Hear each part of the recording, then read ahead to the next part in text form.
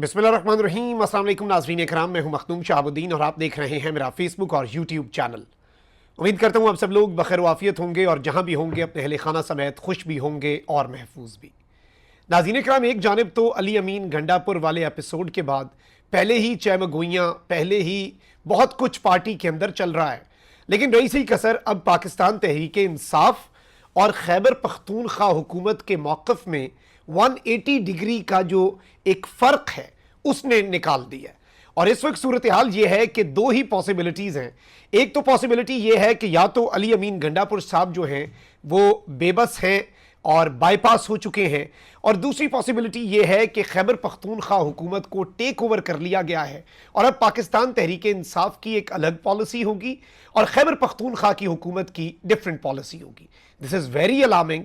लेकिन इस हवाले से मुराद सईद जो हैं उन्होंने भी कुछ अहम तरीन हक़ाइक़ सामने रखे हैं और ये कंट्रोवर्सी है क्या, इसे भी ज़रा एड्रेस कर लेते हैं और पूरे का पूरा मामला, क्योंकि ये मुस्तक़बिल में चीज़ों को बहुत ज़्यादा ख़राब भी कर सकता है और इन चीज़ों का अगर अभी तदारुक ना किया गया, ऑल्दो ये मामलात ठीक हो जाते, ये एक मिनट की मार है। अगर इमरान खान साहब से किसी वकील को, उनके फैमिली मेंबर को या पार्टी रहनुमा को मिलने दिया जाता, लेकिन वो भी वैसे मैं समझता हूँ कि उसमें भी एक वो नीचे ना वो शर्त होती है ना, शर्त यह है कि खान साहब तक हक़ाइक़ भी दुरुस्त अंदाज में पहुँचाए जाएँ, क्योंकि खान साहब के पास इंफॉर्मेशन लिमिटेड है और उनके पास जो लोग जाते हैं वो एक वन साइडेड स्टोरी रखेंगे, तो खान साहब ने तो उस इंफॉर्मेशन जो अवेलेबल इंफॉर्मेशन है उसकी बुनियाद पर फैसला लेना है।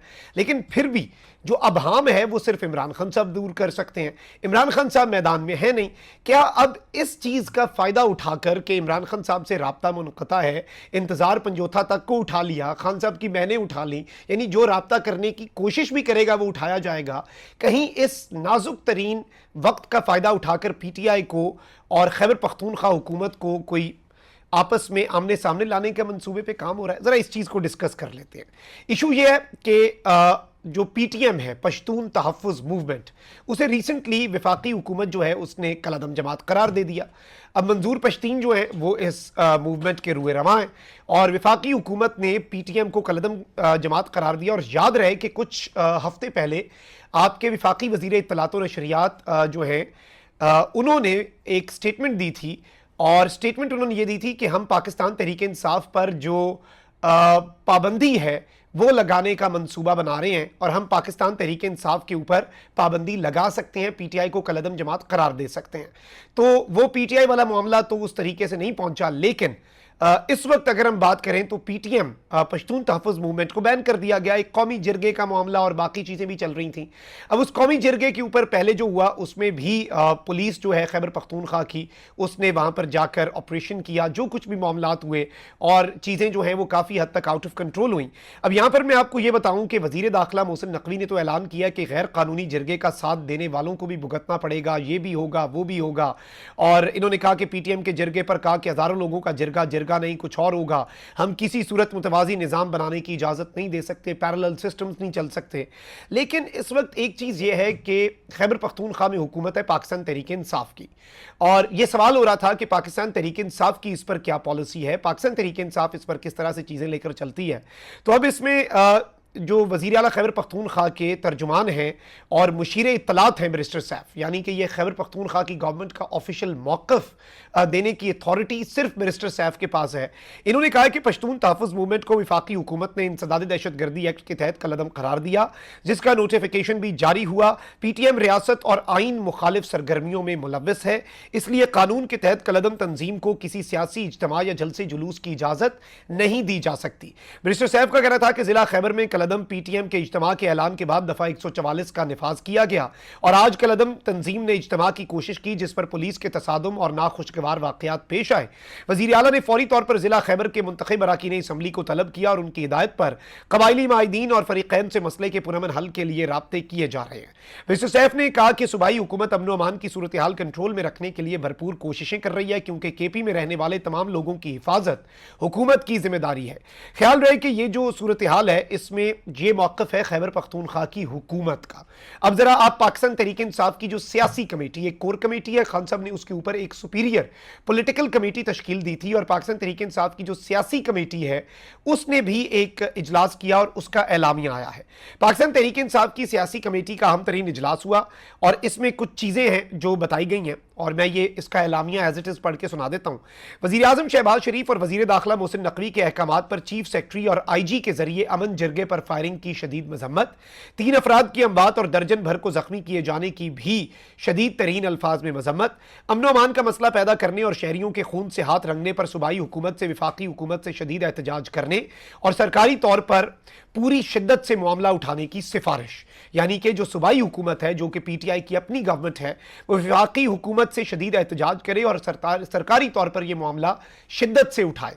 अब IG और चीफ सेक्रेटरी वैसे डायरेक्टली सूबाई हुकूमत के अंडर आते हैं, लेकिन PTI ने यह मौक़िफ़ दिया कि ये डायरेक्टली इस वक्त विफाकी हुकूमत को रिपोर्ट कर रहे हैं और ये सूबे के जो अपने मामलात हैं 18वीं तरमीम के बाद उनमें भी मुदाखलत है। इजलास में विफाकी हुकूमत की जानिब से पख्तून तहफ़्फ़ुज़ मूवमेंट पर पाबंदी और खैबर पख्तूनख्वा में पख्तून जिरगे के इनेकाद का मुख्तलिफ पहलुओं से जायजा लिया गया। पख्तून जिरगे के खिलाफ रियासती ताकत के इस्तेमाल और इसके सूबे के इंतजामी और मुआशरती हालात पर असरात पर भी गौर किया गया। मुल्क में सियासी जमातों की तश्कील, पुरअमन सियासी सरगर्मियों के इनेकाद और अवाम की उनमें शिरकत पर आइन और कानून की मंशा पर भी गौर हुआ। विफाकी हुकूमत की जानिब से पख्तून तहफ़्फ़ुज़ मूवमेंट को कलदम करार दिए जाने की शदीद तरीन अल्फाज में मजम्मत की गई। सूबाई हुकूमत की मर्जी और मंशा इंतजामी हुकूक और खुद मुख्तारी को खातिर में लाए बगैर एक मुजरिम IG के जरिए ताकत के अहमकाना इस्तेमाल से सूबाई हुकूमत के लिए मसाइल पैदा करने की भी शदीद मजम्मत की गई। यानी PTI ये कह रही है कि सूबाई हुकूमत को IG रिपोर्ट नहीं कर रहा और ये मुल्क के लिए भी नुकसानदेह है और सूबाई हुकूमत के लिए भी प्रॉब्लमैटिक है, प्रॉब्लम्स क्रिएट की जा रही हैं। PTI का तो ये एलामिया है जिसमें उन्होंने इन एक्ट की शदीद तरीन मजम्मत की, लेकिन बैरिस्टर सैफ जो कि वज़ीर आला खैबर पख्तूनख्वा की पॉलिसी स्टेटमेंट जारी करने के मजाज हैं, पार्टी और हुकूमत, अब ये डिफरेंस आता जा रहा है विच इज़ वेरी अलार्मिंग। आप इस मामले को समझें कि ये कहीं टिप ऑफ द आइसबर्ग ना हो, कहीं ये पहला स्टेप ना हो और अल्लाह ना करे कि चीज़ें बहुत ज़्यादा ख़राब हो जाएं। अब एक तरफ तो जो PTI है उसका मौक़िफ़ आपने सुन लिया, बैरिस्टर सैफ का मौक़िफ़ एज इट इज़ मैंने आपके सामने ऑलरेडी रख दिया। इस सब के अंदर मुराद सईद जो कि एक्टिव हो चुके हैं दोबारा से और उन्होंने जल्द से और बाकी चीज़ों के हवाले से भी चीज़ें जो हैं वो बातें की, लेकिन यहाँ पर मैं आपको ये बता दूँ कि मुराद सईद ने एक और ट्वीट किया और कहते हैं कि अपने नाजायज़ तसल्लुत को तवालत देने के लिए एस्टैब्लिशमेंट ने हमेशा नफरत के फ़रोग और तकसीम की सियासत का सहारा लिया। गुज़श्ता 3 साल से पाकिस्तान की सबसे मकबूल सियासी जमात के खिलाफ जिन हथकंडों और जैसे ताकत का बेदरेग इस्तेमाल हो रहा है, उसके बाद अमन के लिए बुलाए गए जिरगे के खिलाफ उस तर्ज की कार्रवाई करके मुल्क पर काबिज माफिया हमें जिस दलदल में धकेल रहा है उस पर पूरे मुल्क की अवाम को मुत्तहिद होना पड़ेगा। अमन जिरगा किसी एक तंजीम का जिरगा नहीं था जिसे एक तंजीम पर बिला जवाज पाबंदी की आड़ में सबूताज किया गया। यह तमाम पख्तूनख्वा और मलिका इलाकों के अमायदीन का जिरगा था। वहां मौजूद अवाम पर बेदरेक गोलियां चलाकर क्या पैगाम देना मकसूद था? मजलूम जब अपने ऊपर होने वाले जुल्म के खिलाफ आवाज उठा रहा होता है तो हाकिम पर उसको सुनना और उसका मदावा करना फर्ज है, मगर इसके लिए हाकिम का जायज होना भी लाजिम है। नाजायज हुकूमतें ही जालिम को अपना हथियार बनाती हैं। आज हमेशा से ज्यादा ये बात वाज़ेह है कि हम जिस नहज पर पहुंच चुके हैं, पाकिस्तान की बका इस नाजायज तसल्लुत के खात्मे में है। वरना कभी बलोच कौम की महरूमियों को मुल्क दुश्मनी करार देना, तो कभी बलोचिस्तान में मजलूम पंजाबियों का कत्लेआम, कभी पंजाब में मेहनत मजदूरी करने वाले पख्तूनों के खिलाफ नफरत का फैलावा, कभी फिरका वराना फसादात और ऐसे गिरोहों की सरपरस्ती करके हमें ताउम्र एक दूसरे की गर्दनें काटने पर ही लगाया जाए रखेगा। यानी कि मुराद सईद साहब कह रहे हैं कि ये नफरतें छोड़नी चाहिए और डिवाइड एंड रूल होता रहेगा, लेकिन उन्होंने PTM के साथ जो हो रहा है या फिर इस अमन जिरगे के साथ जो हुआ उसे इक्वेट किया पिछले 3 साल से पाकिस्तान की सबसे मकबूल तरीन सियासी जमात के साथ जो कुछ हो रहा है उसके साथ, यानी कि जो PTI के साथ हो रहा है उसके साथ इसे इक्वेट कर दिया। ऑल्दो बैरिस्टर सैफ ये बात कर रहे हैं कि किसी भी कलदम जमात को इजाजत नहीं है कि वो पुरअमन तरीके से भी अगर अपना कोई अकट करती है तो अगर PTI को कलदम करार दे दिया जाता है तो क्या यही पॉलिसी रहेगी? ये एक PTI के लोग सवाल जरूर पूछ रहे हैं। अब इस सब के अंदर मैं आपको ये बता दूं कि मुराद सईद ने कहा कि नजरियाती इख्तलाफ के बावजूद जहां बात अपनी कौम के अमन की हो तो बावजूद तहफ़्फ़ुज़ात के अपने कारकुनान से हमेशा और मुस्तकिल यही अपील रही है कि अमन के लिए उठने वाली हर आवाज़ को आपने तक़वियत देनी है। यही मौक़िफ़ मेरे लीडर इमरान खान का भी रहा है। मुल्क की तारीख में पहली मरतबा मालाकंड में अमन कायम कर रखने में इसलिए कामयाब हुए क्योंकि पूरी कौम ने मुत्तहिद होकर हमारे लिए आवाज़ उठाई। आज भी हमें इसी इत्तेहाद के साथ अपने लोगों के लिए बिला तफरीक आवाज़ उठाने की ज़रूरत है।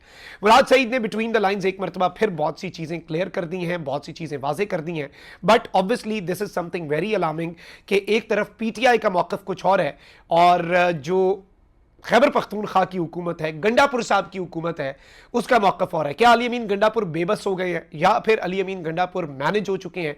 क्या बैरिस्टर सैफ जो कि अब मुशीर इत्तलात हैं खैबर पख्तूनख्वा हुकूमत के, वो अपने ओहदे पर कायम रहते हैं? तो इसका ये मतलब होगा कि उनकी बात अली अमीन गंडापुर की बात है, और अगर वो अली अमीन गंडापुर की बात है तो फिर अली अमीन गंडापुर और पाकिस्तान तहरीक इंसाफ की सियासी कमेटी के मौक़िफ़ में 180 डिग्री का फ़र्क है, विच इज़ वेरी अलार्मिंग। अपना बहुत ख्याल रखें। अल्लाह निगहबान। पाकिस्तान जिंदाबाद।